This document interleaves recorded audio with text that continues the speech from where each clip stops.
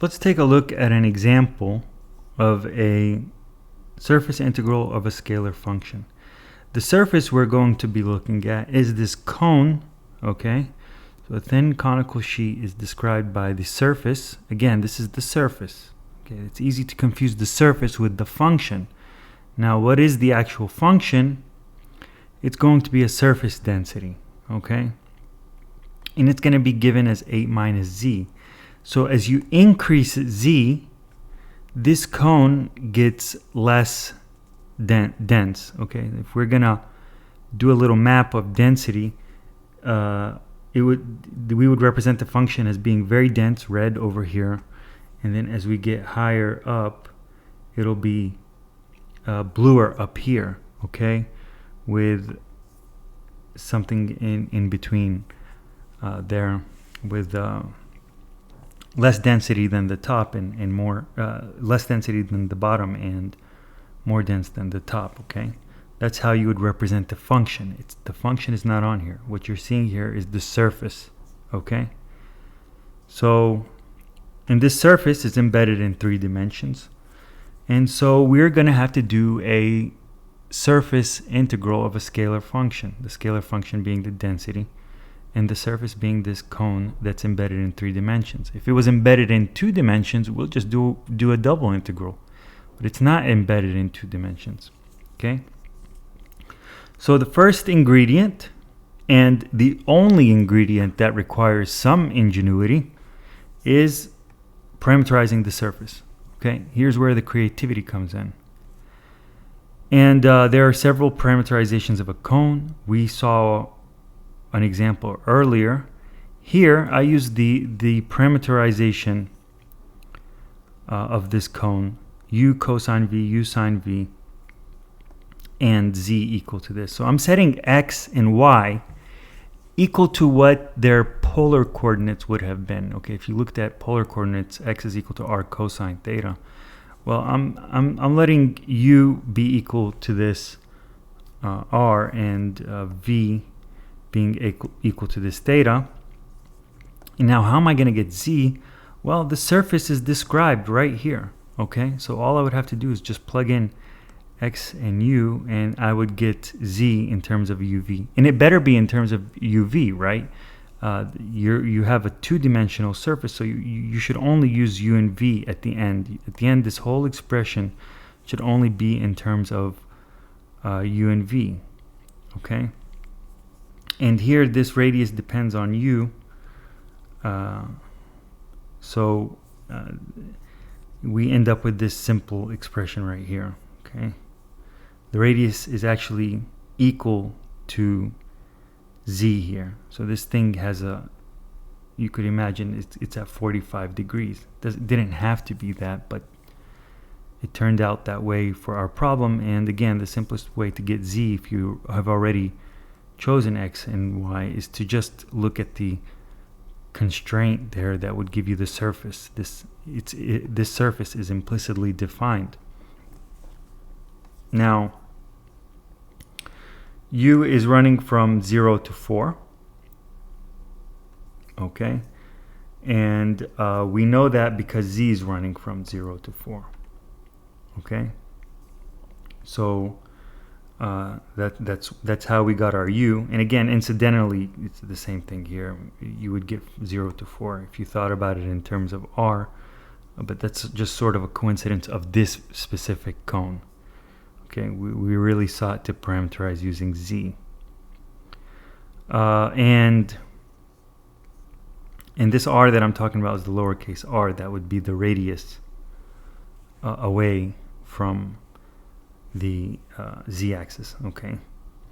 And so that's between 0 and 4, and v is the angle, and that's between 0 and 2 pi, okay? So this is going from 0 to 2 pi and 0 to 4, okay? And this will sweep through the entire sheet.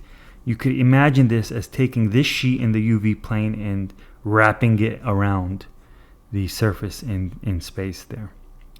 Ingredient 1, only step of creativity. Ingredient 2 is to plug in the parameterization into the function. And what do we mean by that? Well, here's the parameterization, and here formally we're plugging it into the function. And what that means is wherever you see an x in the function, you plug in xuv. What is xuv? xuv is this, okay? That's xuv, all right? And likewise, we have that's yuv. And finally, we have zuv there, okay? So they're x, y, and z components of the parameterization. You just plug it in. So if you had the function, it was some arbitrary expression of x, y, z. Wherever you see an x, you plug in the x component of your parameterization, and likewise for y and z. Our function only depended on z before. It was 8 minus z. But we were plugging in the parameterization, so I'm writing it as zuv. Now, what is zuv? It's u, the z component of the parameterization. So there goes what we would get when we plug our parameterization into the function, okay? It's giving us the density that we're interested in as we're moving along our parameterization, if you want to think about it that way. Ingredient 3 is to compute the surface area element ds, okay? And we derived the formula for it. We looked at some motivations for this formula. And so the ingredient 3 has several sub-ingredients. The first one being computing the actual tangent vectors, okay? So you take r, your parameterization, you take the partial derivative with respect to u, okay? And so you would sort of distribute that partial derivative and get that expression for partial r, partial u. And for partial r, partial v, you do a similar thing. You end up with that expression.